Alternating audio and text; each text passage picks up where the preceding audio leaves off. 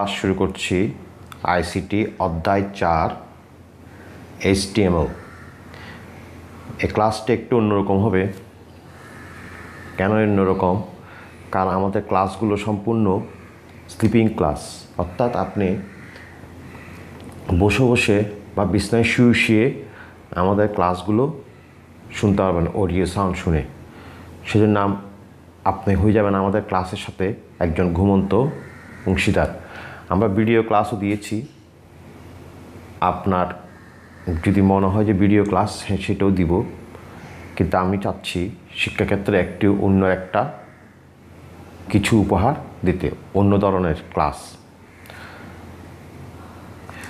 কথা না বাড়িয়ে তাহলে আমরা শুরু করছি অধ্যায় 4 HTML। স্ক্রিনে দেখা যাচ্ছে HTML। এখন প্রশ্ন করতে এটা কী জিনিস? আমরা কোনো কিছু ওয়েবসাইট তৈরি করতে, ওয়েবসাইট সম্পর্কে সবার ধারণা আছে, ইন্টারনেটের সাথে সংযুক্ত হয়ে বিভিন্ন কিছু প্রদর্শন করা, বিভিন্ন প্রতিষ্ঠানের সম্পর্কে জানা, সেটা হচ্ছে ওয়েবসাইট। এই ওয়েবসাইটগুলো তৈরি করতেই HTML লাগবেই। HTML শব্দের অর্থ হচ্ছে hyper text mask language. HTML স্ক্রিনে দেখা যাচ্ছে HTML পাশে আমি ট্যাগ লিখেছি, অ্যাট্রিবিউট লিখেছি। এই বিষয়গুলি জানতে হবে।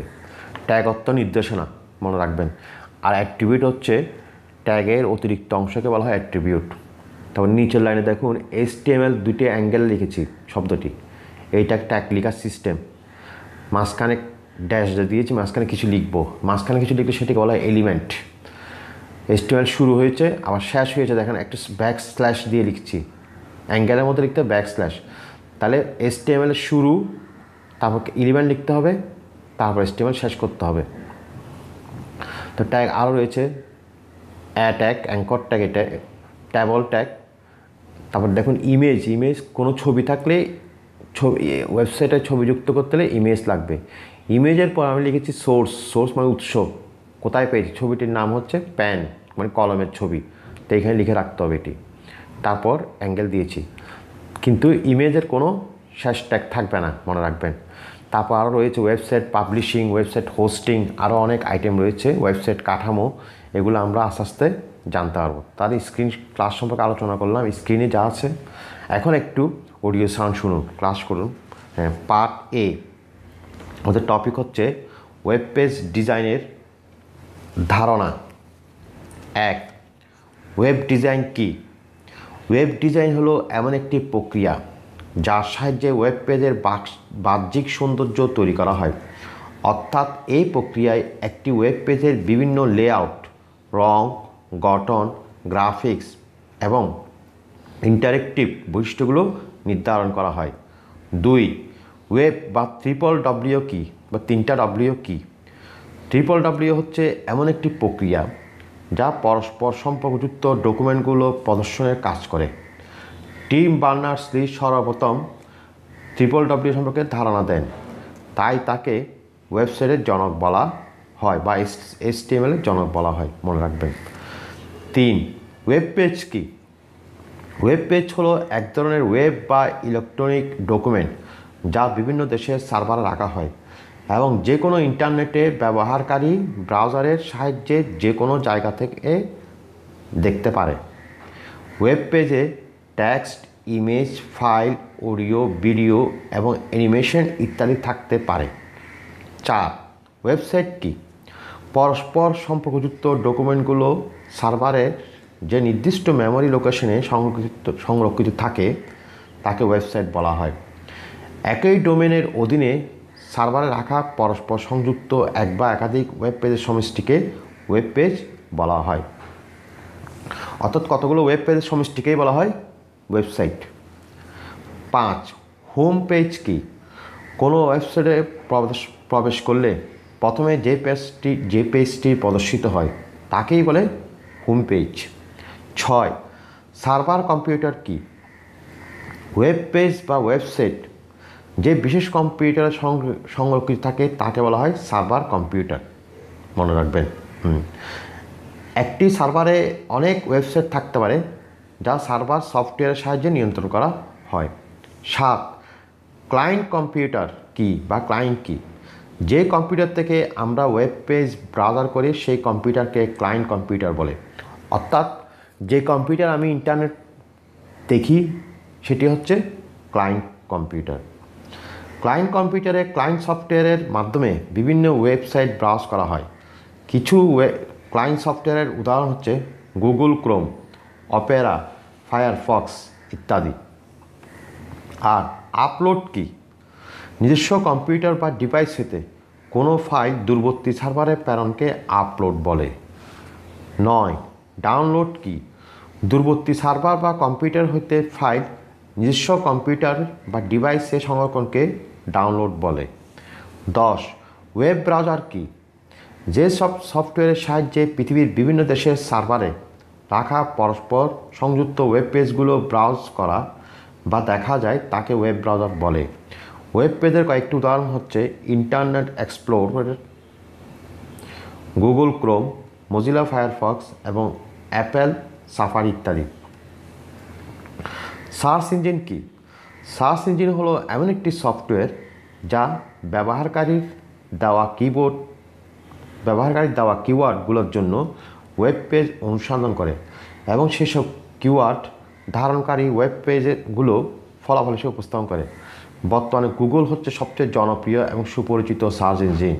তাছাড়া রয়েছে ইয়াহু, বিং, পিপিলিকা মানে বাংলাদেশি, এগুলো সার্চ ইঞ্জিন। তাহলে আমরা 11, এখন আসেন 12 নম্বর। ওয়েব হলো ইন্টারনেট ব্যবহার করার একটি পথ। 13, ইন্টারনেটে ওয়েব পেজটি যে সার্ভারে থাকে তা হলো ইউআরএল বা ওয়েব অ্যাড্রেস। 14, ইন্টারনেটের প্রতিটি ওয়েব পেজের নাম ইউনিক হতে হবে অর্থাৎ অদ্বিতীয়। 15, ওয়েব পেজটি বেশি প্রচারমুখী করতে সার্চ ইঞ্জিনে সংযুক্ত করতে হয়। আমাদের নেক্সট টপিক হচ্ছে ওয়েবসাইটের কাঠামো বা স্ট্রাকচার। ওয়েবসাইটের কাঠামো কি?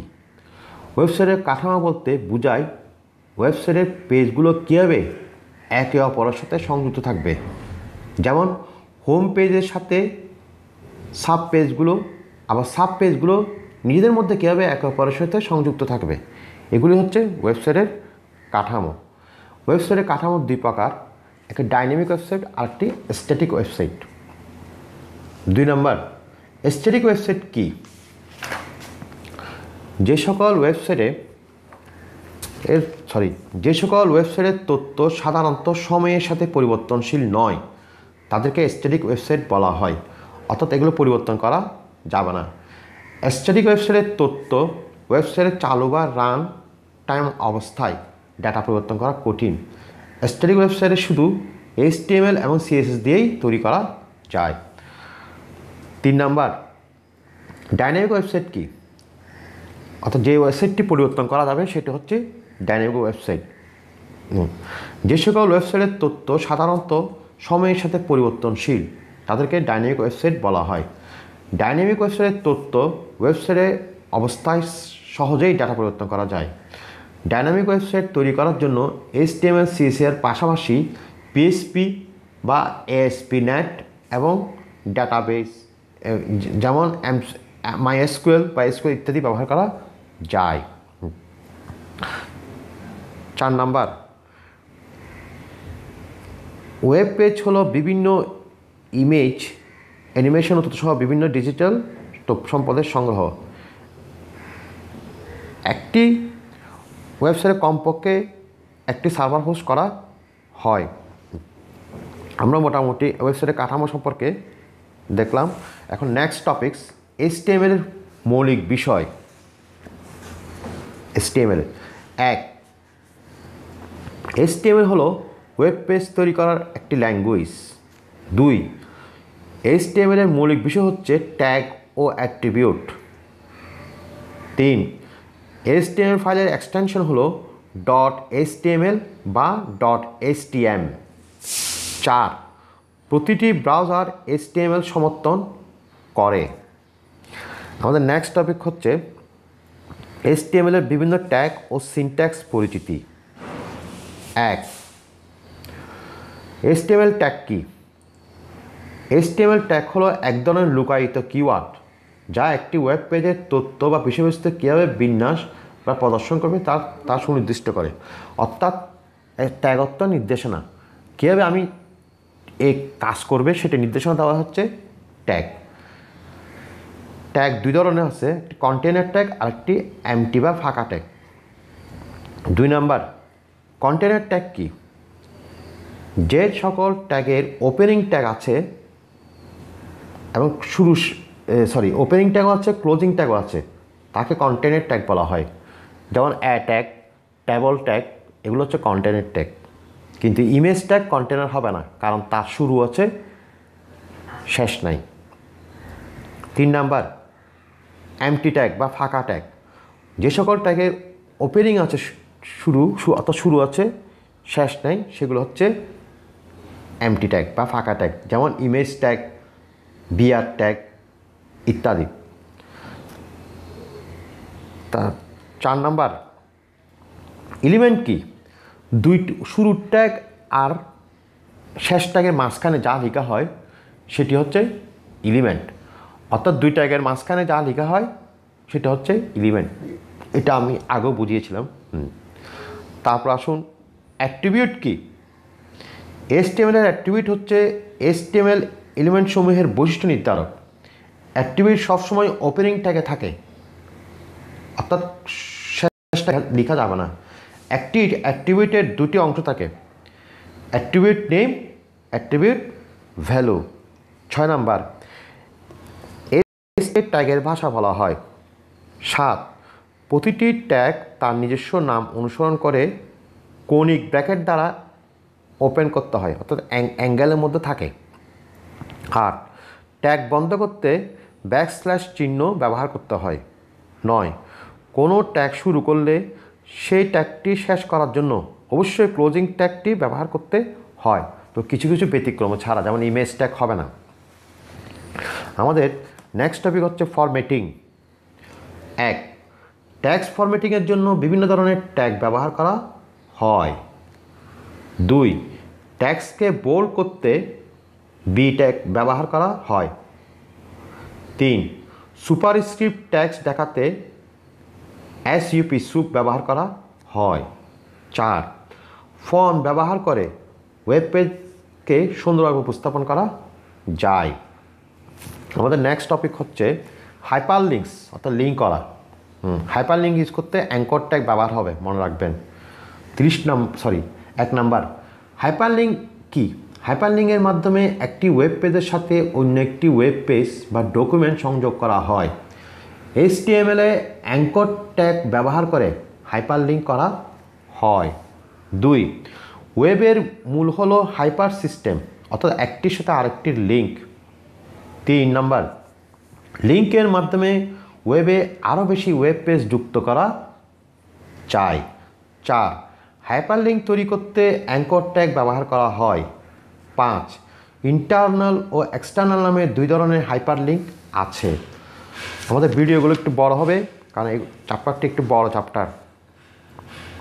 নেক্সট টপিক হচ্ছে ব্যানার সহ চিত্র যোগ করার ট্যাগ বা ইমেজ ট্যাগ। 1, HTML ফাইলে ইমেজ সমূহকে ইমেজ ট্যাগ দ্বারা নির্ধারণ করা হয়। 2, ইমেজ ট্যাগ এর কোনো ক্লোজিং ট্যাগ নেই। 3,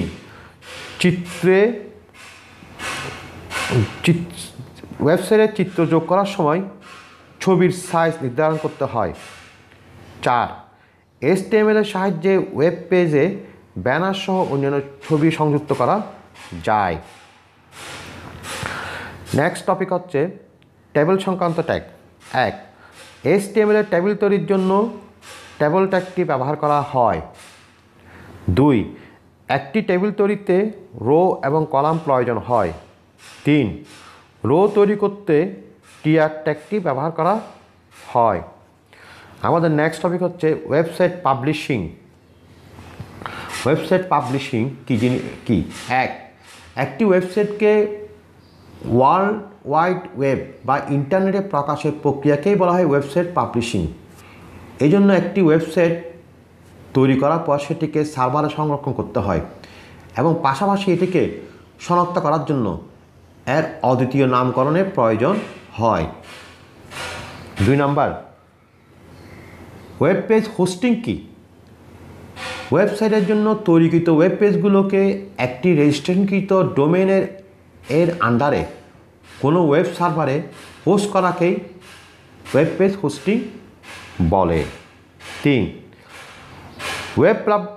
ওয়েব পাবলিশিং হলো ইন্টারনেট কন্টেন্ট প্রকাশিত একটি কন্টেন্ট। 4, প্রকাশিত কন্টেন্ট এর মধ্যে থাকতে পারে টেক্সট, ছবি, ভিডিও, মিডিয়া ইত্যাদি। 5, ওয়েবসাইট পাবলিশিং করতে প্রথমে একটি ডোমেন নেম রেজিস্ট্রেশন করতে হয়। আমরা 6 নাম্বার, ওয়েব অ্যাড্রেস বা ইউআরএল কি? প্রতিটি ওয়েবসাইটের একটি সুনির্দিষ্ট ও অদ্বিতীয়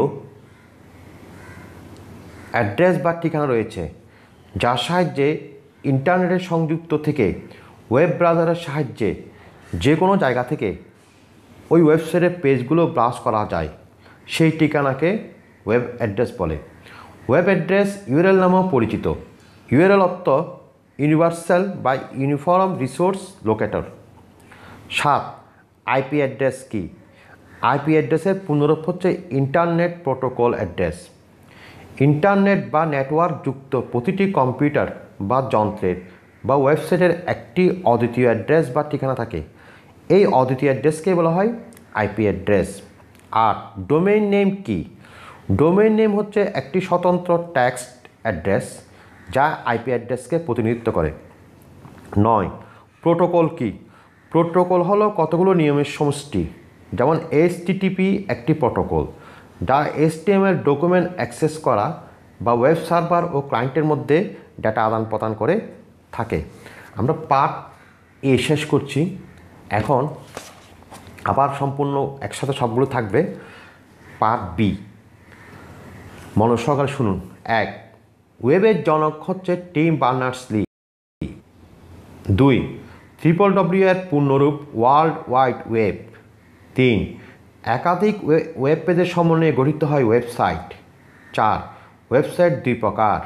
5, ওয়েব পেজের অ্যাড্রেসকে বলে ইউআরএল। 6, ডাটাবেজের সংযোগ থাকে ডাইনামিক ওয়েবসাইটে। 7, এফটিপি এর পূর্ণরূপ হলো file transfer protocol. 8, top level domain name বোঝায় কান্ট্রি কোড। 9, ওয়েবসাইট এ যে পেজটি প্রথম প্রদর্শিত হয় তা হলো হোম পেজ। 10, হোম পেজের মেনুগুলোকে বলে মেইন সেকশন। 11, ওয়েব প্রেজেন্টেশনের খসড়া ধারণা হলো স্টোরি বোর্ড। 12, লিনিয়ার স্ট্রাকচারের পেজগুলো থাকে অনুক্রমিক। 13, ইউজার ফ্রেন্ডলি ওপেন টেকনোলজি হলো HTML।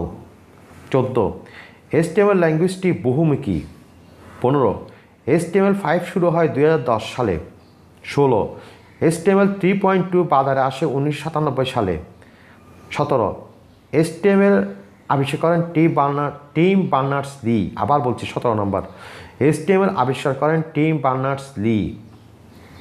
18, HTML আবিষ্কার হয় 1990 সালে। 19, HTML এর সর্বশেষ ভার্সন হলো HTML 5.2। 20, HTML ব্যবহৃত হয় ওয়েব পেজ তৈরিতে। 21, HTML ট্যাগগুলো কেস ইন্ডিপেন্ডেন্ট, অর্থাৎ বড় হাতে ছোট হাতে লেখা যাবে। 22, HTML কোডিংয়ের শেষে থাকে /HTML, অ্যাঙ্গেলের মধ্যে লিখতে হয়।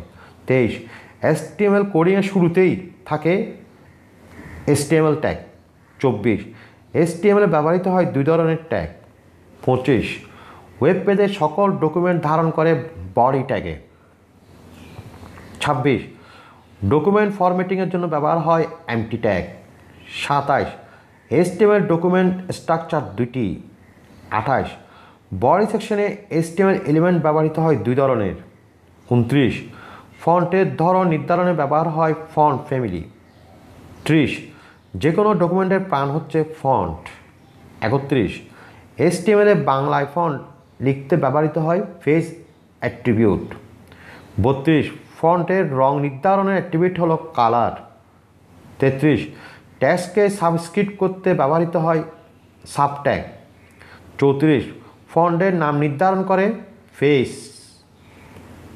35, HTML সাধারণত সমর্থন করে 3 ধরনের লিস্ট। 36 ডেফিনিশন লিস্টের ট্যাগ হচ্ছে DL ট্যাগ। 37 অর্ডার লিস্ট শুরু হয় OL দিয়ে। 38 আনঅর্ডার লিস্ট শুরু হয় UL ট্যাগ দিয়ে। 39 ডেফিনিশন লিস্টে অংশ হচ্ছে 2টি।